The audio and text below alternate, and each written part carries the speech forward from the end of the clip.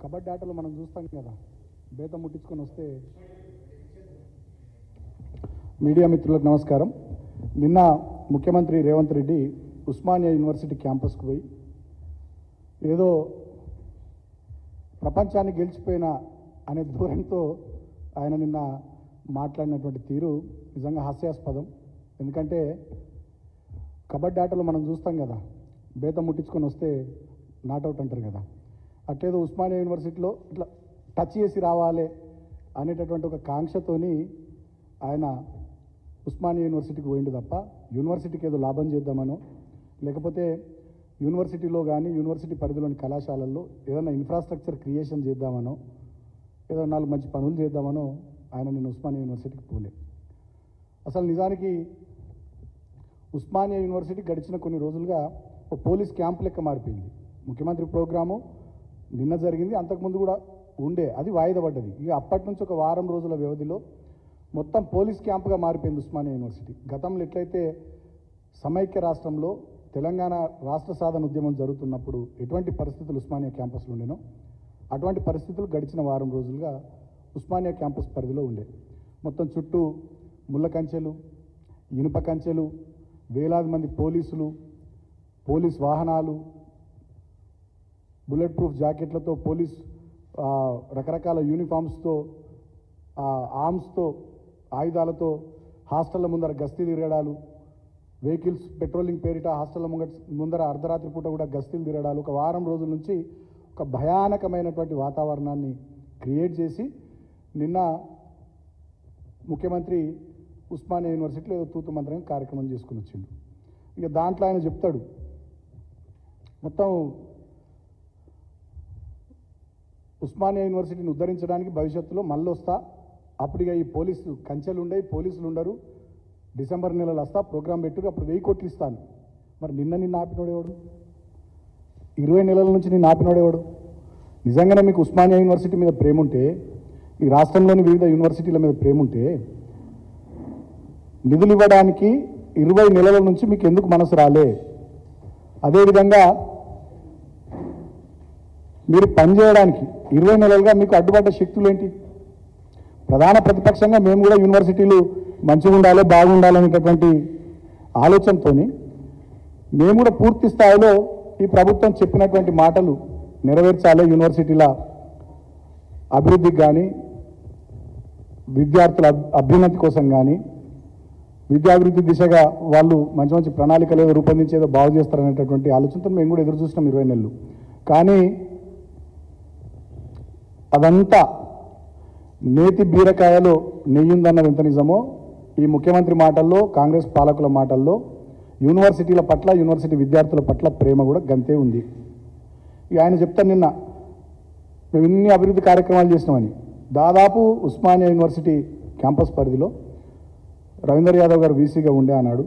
మా ప్రభుత్వం పూర్తి స్థాయిలో సహకరించి సుమారు 150 కోట్ల పైచిలకు నిధులు అడ్మినిస్ట్రేషన్ బిల్డింగ్ కట్టడానికి కానీ, హాస్టల్ బిల్డింగ్స్ నిజాం కాలేజీలో, పీజీ కాలేజ్ సికింద్రాబాద్లో, సైఫాబాద్ కాలేజీలో, ఉస్మానియా క్యాంపస్లో కట్టడానికి కానీ, అదేవిధంగా అధునాతనమైనటువంటి ఇన్ఫ్రాస్ట్రక్చర్ క్రియేట్ చేయడానికి కానీ పూర్తి స్థాయిలో మేము ఆనాడు ఉన్నటువంటి వైస్ ఛాన్సలర్లకు సహకరించి ప్రభుత్వ పరంగా అన్ని కూడా ఏర్పాట్లు చేసినాం.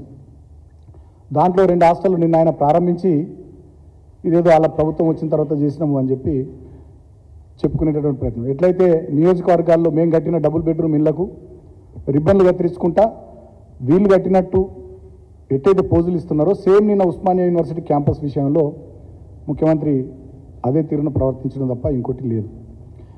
ఇంకా ఆయన మాటలు నిన్న కోతల రాయుడు లెక్కుంటాయి. తెలంగాణ ఉద్యమము, ఉస్మానియా యూనివర్సిటీ విద్యార్థుల త్యాగాలు, యాదయ్య, ఈశాన్ రెడ్డి, వేణుగోపాల్ రెడ్డి, అసలు వీళ్ళంతా త్యాగాలు చేయడానికి, చనిపోవడానికి, శ్రీకాంతాచారి లాంటి వాళ్ళంతా కారణం. ఆనాటి మీ నాయకుడు సమైక్యవాదానికి అండగా నిలబడి తెలంగాణ రాష్ట్ర ఏర్పాటు ప్రకటన వచ్చిన తర్వాత సీమాంధ్ర ఎమ్మెల్యేలను అందరినీ కూడా పార్టీలకు అతీతంగా జమ చేసి రాజీనామాలు చేపించి డిసెంబర్ 9, 2009 నాడు వచ్చినటువంటి ప్రకటనను కేంద్ర ప్రభుత్వాన్ని బెదిరించి మళ్ళీ డిసెంబర్ 23వ తేదీన వేరే ప్రకటన రావడానికి కారణమైనటువంటి వ్యక్తి ఆనాటి నీ నాయకుడు చంద్రబాబు నాయుడు కదా.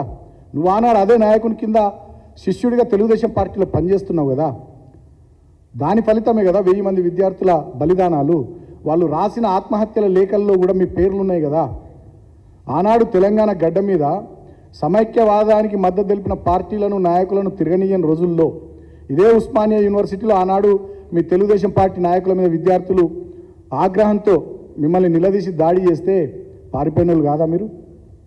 కరీంనగర్ గడ్డ మీద తెలుగుదేశం పార్టీ సభ పెడితే ఎక్కడ ఉద్యమకారులు అడ్డుకుంటారో అని చెప్పి ఆనాడు రైఫిల్ తీసుకొని బయలుదేరిన రైఫిల్ రెడ్డివి కాదా నువ్వు?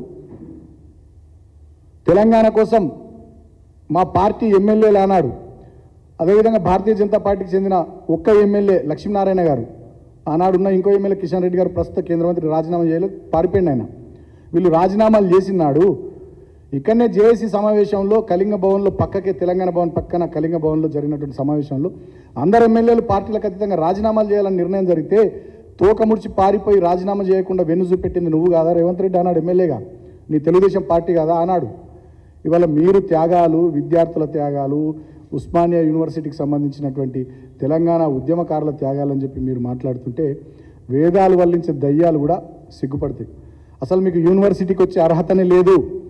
ఉస్మానియా యూనివర్సిటీ విద్యార్థులు నానాడు బీరు రాక్కుంటూ బిర్యానీ తినుక్కుంటూ ఏదో వాళ్ళు వీళ్ళు ఇచ్చే చిల్లర డబ్బులతో ఇట్లా చేస్తారు అట్లా చేస్తారని చెప్పి ఎద్దేవా చేసి వాళ్ళని అవమానించినటువంటి చరిత్ర ఇది. ఒక ఫ్యూడల్ పద్ధతిలో ఒక ఫ్యూడలిస్ట్గా నోటికి ఎంత వస్తే అంత, ఏది మాట్లాడాలనిపిస్తే అది నిర్దయగా మాట్లాడేటటువంటి చరిత్ర ఆనాటి నుంచి ఈనాటి వరకు నీదే. నిన్న కూడా సభలో ఏం మాట్లాడతారు? అక్కడ ఎదురుగా మహిళలు ఉంటారు, తీట అనే పదాలు వాడతారు. ఒక ముఖ్యమంత్రి అట్లా మాట్లాడొచ్చా? అదేవిధంగా వైస్ ఛాన్సలర్ గారు ఒక దళిత బిడ్డ, సరే ఆయనకు చాలా టాలెంటెడ్ ఉంది, ఆయన వైస్ ఛాన్సలర్ పదవి వివరించింది. దానికి ఎంపిక కమిటీ ఉంటే, సెలక్షన్ కమిటీ ఉంటే, ఇట్స్ ప్రాసెస్. ఆయనను పట్టుకుని దళితుని నేను వైస్ ఛాన్సలర్ని చేసిన అంటావు, ఇది ఎక్కడి పద్ధతి? అంటే మీ భాషలో మీ పద్ధతిలో ఫ్యూడలిస్ట్ అప్రోచ్, ఒక నయా జమీందార్ లాగా మీరు మాట్లాడుతున్నటువంటి తీరు, ఒక భూస్వామిలాగా మీరు నయా భూస్వామిలాగా వెనకటి రోజుల్లో విష్ణు రామచంద్రారెడ్డి లాంటి వాళ్ళు చాకల ఎలమ్మ విషయంలో, దొడ్డు కొమరయ్య విషయంలో ఆనాడు పోరాటం చేస్తున్నటువంటి వాళ్ళ విషయంలో, హక్కుల కోసం మాట్లాడుతున్నటువంటి వాళ్ళ విషయంలో వాళ్ళు ఎట్లయితే మాట్లాడే వాళ్ళు విష్ణు రామచంద్రారెడ్డి ద్వారా అట్లొక నువ్వుడి వల్ల ఫ్యూడలిస్టు పద్ధతుల్లో మాట్లాడుతున్నటువంటి తీరును రాష్ట్ర ప్రజానీకం గమనిస్తూ ఉంది. ఏం లేదు, కేవలం మాటలు మాట్లాడడం, చేతులు దులుపుకోవడం తప్ప యూనివర్సిటీల అభివృద్ధికి కానీ తెలంగాణ రాష్ట్రంలో విద్యాభివృద్ధికి కానీ ఈ 20 నెలల కాలంలో వీళ్ళు చేసింది ఏం లేదు. మేము తెచ్చిన 1000కి పైగా గురుకులాలు నిర్వీర్యం అయిపోయినాయి. అన్ని యూనివర్సిటీల్లో అరకొర వసతులతో ఇవాళ విద్యార్థులు ఇబ్బంది పడుతూ ఉన్నారు. మీరు ఆనాడు విద్యా భరోసా కార్డు అన్నారు, దానికి అతిగతి లేదు. 100 కోట్ల రూపాయల నిధులు ఇస్తామన్నారు యూనివర్సిటీలకు, అది లేదు. Teaching non teaching staff recruitment అది లేదు ఇవాళ యూనివర్సిటీల్లో. ఇవాళ న్యాక్ అక్రిడేషన్లు రాక కొన్ని యూనివర్సిటీల యొక్క పరిస్థితి అగమ్య గోచరంగా తయారైంది. ఇప్పటికీ పక్క రాష్ట్రం ఆంధ్రప్రదేశ్లో నీట్ కౌన్సిలింగ్ జరిగి క్లాసులు స్టార్ట్ అవుతున్నాయి, తెలంగాణలో నీట్ కౌన్సిలింగ్ లేదు. సిగ్గుపడాలా మీరు? ఫీజు రియంబర్స్మెంట్ స్కీమ్ చక్కగా అమలు చేయక ఇవాళ విద్యార్థులను కాలేజీలు ఇబ్బంది పెడతా ఉన్నాయి, కాలేజీ యాజమాన్యాలు కూడా ఇబ్బంది పడతా ఉన్నాయి. తెలంగాణలో 20 నెలలైంది, విద్యా వ్యవస్థ మొత్తం గాడి తప్పింది. ఇక మీరు ఎక్కే విమానం దిగే విమానం అన్నట్టుగా ఢిల్లీ టూర్లు, ఇష్టం వచ్చినట్టుగా మాటలు, ప్రతిపక్ష నాయకుల మీద దాడులు, అక్రమ కేసులు, ఈ రకమైనటువంటి చర్యలు తప్ప ఒక్కటంటొకటి యూనివర్సిటీల అభివృద్ధికి కానీ విద్యా అభివృద్ధికి కానీ విద్యార్థులకు సంబంధించిన మంచి పని ఈ 20 నెలల్లో జరగలేదు. మీరే యూత్ డిక్లరేషన్ అన్నారు ఆనాడు సరూర్ నగర్లో ప్రియాంక గాంధీ గారిని తీసుకొచ్చి, ప్రతి నిరుద్యోగికి నెలకు 4000 ఇస్తామన్నారు. ఇటువైనా 4000, 20 నెలలే ఒక్కరికి కూడా 4000 ఇవ్వలే. తర్వాత సంవత్సరంలోనే 2 లక్షల ఉద్యోగాలు అన్నారు, కొత్తగా ఒక్క ఉద్యోగం మీరు ఇవ్వలే. మేము ఇచ్చిన ఆనాటి నోటిఫికేషన్లు, మేము భర్తీ చేసినటువంటి రిక్రూట్మెంట్కు మీరు అపాయింట్మెంట్ ఆర్డర్లు ఇచ్చి మీ ఖాతాలో వేసుకునే ప్రయత్నం చేసి తప్ప కొత్తగా ఉద్యోగాల కల్పన చేయలే. అట్టహాసంగా అసెంబ్లీలో జాబ్ క్యాలెండర్ అని ప్రకటించారు, ఇప్పటిదాకా నోటిఫికేషన్లు లేవు, పాడలేవు, ఏం లేవు. అశోక్ నగర్లో నిరుద్యోగులు విద్యార్థులు కాంపిటేటివ్ ఎగ్జామ్స్కి ప్రిపేర్ అవుతున్నటువంటి వాళ్ళు, సెంట్రల్ లైబ్రరీలో ప్రిపేర్ అవుతున్నటువంటి వాళ్ళు నిరసన తెలిపితే వాటన్నిటిని పోలీస్ క్యాంపులను చేసి వాళ్ళ మీద కర్కశంగా దాడులు చేసి కేసులు పెట్టించి పోలీసుల ద్వారా బెదిరించేటటువంటి చర్యలు చేస్తూ ఉన్నారు. ఈ రాష్ట్రంలో రేవంత్ రెడ్డి నాయకత్వంలో ఏ శాఖ పనిచేస్తలే ఒక పోలీసు శాఖ తప్ప. ఒక్క పోలీసు శాఖనే కేసులు పెట్టుడు, బెదిరించుడు, కొట్టుడు. మన ఉస్మానియా యూనివర్సిటీలో కూడా మా విద్యార్థి విభాగం మా వాళ్ళను అక్కడ ఉండే ఏసీపీ ఇష్టం వచ్చినట్టుగా మాట్లాడుతున్నాడు, తిడుతున్నాడని కూడా తెలిసింది. సరే, నేను అంటా ఉన్న పోలీస్ సోదరులను కూడా అధికారం ఎవరికి శాశ్వతం కాదు, గుర్తుపెట్టుకోరి. కర్మ అనేది ఉంటుంది. చర్యకు సమానమైన వ్యతిరేక ప్రతిచర్య న్యూటన్ చెప్పినట్టు అది కూడా జరుగుతుంది, గుర్తుపెట్టుకోండి. తొందరపడకండి. ఈ రేవంత్ రెడ్డి ఏం పెద్ద ఆజాన్ బావుడేం కాదు. ఈయననే ఇంకో 20-30 ఏళ్ళు ఉంటాడనేది లేదు. ఇదేం సామ్రాజ్యం కాదు, ఆయన చక్రవర్తి కాదు. తెలంగాణ పోరాటాల గడ్డ, ప్రజలన్నీ గమనిస్తూ ఉన్నారు. ఆనాటి రోజులు తెస్తా అని రేవంత్ రెడ్డి నిజంగానే ఉస్మానియా యూనివర్సిటీలో సమైక్య రాష్ట్రం నాటి రోజుల్ని తీసుకొచ్చింది. మొత్తం చుట్టూ ముళ్ళ కంచెలేసి పోలీసు ఇనుప బుట్ల సప్పులతోని ఉస్మానియా యూనివర్సిటీలో ఆ వాతావరణాన్ని తెచ్చింది ఆనాటి రోజులను. తెలంగాణ వ్యాప్తంగా పల్లెల్లో మళ్ళా యూరియా కోసం రైతులు పడిగాపులు కాసే లైన్లలో పాస్బుక్లు చెప్పులు పెట్టేటటువంటి పరిస్థితులు ఆనాటి రోజులు తీసుకొచ్చింది. మళ్ళీ అన్నమో రామచంద్రాని దుబాయి బొంబాయి వలసల బతుకులు తెలంగాణలో ఆనాటి రోజులు మళ్ళీ రేవంత్ రెడ్డి తీసుకొచ్చిండు. చేనేత కార్మికుల ఆకలి చావులు ఆనాటి రోజులు మళ్ళీ రేవంత్ రెడ్డి తీసుకొచ్చిండు తెలంగాణలో.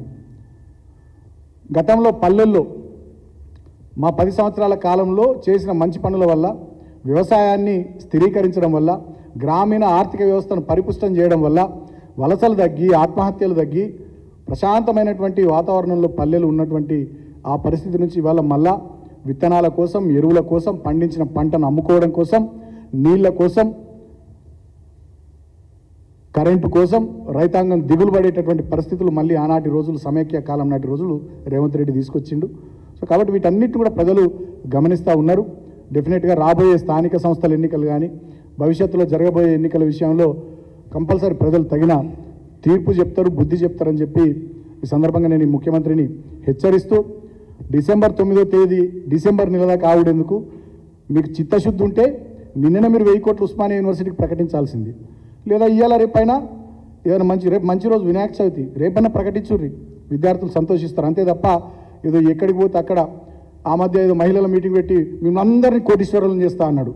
నేను చెన్నూరులో మీటింగ్ పెట్టినా, మా నియోజకవర్గ స్థాయి మీటింగ్. నేను అడిగిన, లక్షాధికారులు అన్న రా అన్న, లక్ష లేదు, కోటి లేదు, మన్ను లేదు, దుబ్బ లేదు అని మాట్లాడుతున్నారు. అంటే ఏ మీటింగ్ పోయినా అక్కడ కొంచెం చక్కిలి గింతలు పెట్టి అక్కడ వాళ్ళతో చప్పట్లు కొట్టించుకొచ్చుకున్నాడు బాగా అలవాటైంది ముఖ్యమంత్రికి. తప్ప మాటల్లో నిజాయితీ లేదు, చేతల్లో చిత్తశుద్ధి లేదు. నిన్న జరిగింది కూడా అదే తప్ప ఇంకోటి కాదు. కేవలం కబడ్డీ ఆటలో బేత ముట్టించుకొని వచ్చి ఒక ప్లేయర్ ఎట్లయితే సంబరపడతాడో, మొత్తం మా విద్యార్థులందరినీ, అన్ని విద్యార్థి సంఘాలలో 2-3 రోజుల ముందు నుంచి అరెస్టులు చేసుకుంటూ, కొంతమందిని బెదిరించి పోలీసు క్యాంపుగా ఉస్మానియా యూనివర్సిటీని మార్చి పోయి ఒక బేత ముట్టించుకొని వచ్చిండు తప్ప అక్కడ కూడా ఒక ముఖ్యమంత్రి స్థాయిలో ఆ హోదాకు తగ్గట్టు మాట్లాడలే. అదొక విశ్వవిద్యాలయం, ఆ హాల్ పేరే ఠాగూర్ ఆడిటోరియం.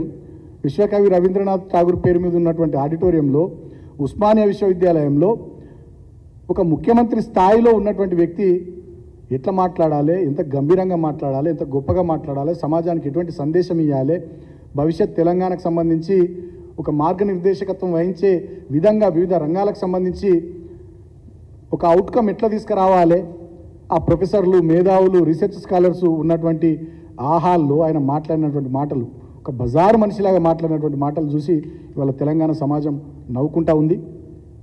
మీ ఫ్యూడలిస్ట్ ధోరణులు, మీ అప్రోచ్లు, మీ ఆలోచన అన్నిటిని కూడా తెలంగాణ సమాజం గమనిస్తూ ఉంది. డెఫినెట్గా రాబోయే రోజుల్లో ఇదే విద్యార్థి లోకం మీరు యూత్ డిక్లరేషన్ అమలు చేయకుంటే, విద్యా భరోసా కార్డులు ఇవ్వకుంటే, 2 లక్షల ఉద్యోగాలు జాబ్ క్యాలెండర్లు రిలీజ్ చేసి నోటిఫికేషన్లు ఇవ్వకుంటే, యూనివర్సిటీలకు కోట్లాది రూపాయల నిధులు ఇస్తామని ఏవైతే హామీలు ఇచ్చి మీరు వాటిని బుట్టదాఖలు చేసిరో వాటిని నెరవేర్చకుంటే ఇదే విద్యార్థి లోకం డెఫినెట్గా తిరగబడుతుంది. అక్రమ కేసులు, నిర్బంధాలు, జైళ్ళు, లాఠీ దెబ్బలు ఇవి విద్యార్థులకు, తెలంగాణ విద్యార్థి లోకానికి ఏం కొత్త కాదు. డెఫినెట్గా మరో పోరాటానికి ఖచ్చితంగా తెలంగాణ విద్యార్థి లోకం సిద్ధపడుతుందని చెప్పే సందర్భంగా నేను ఈ ముఖ్యమంత్రిని, ప్రభుత్వాన్ని హెచ్చరిస్తా ఉన్నా. Thank you.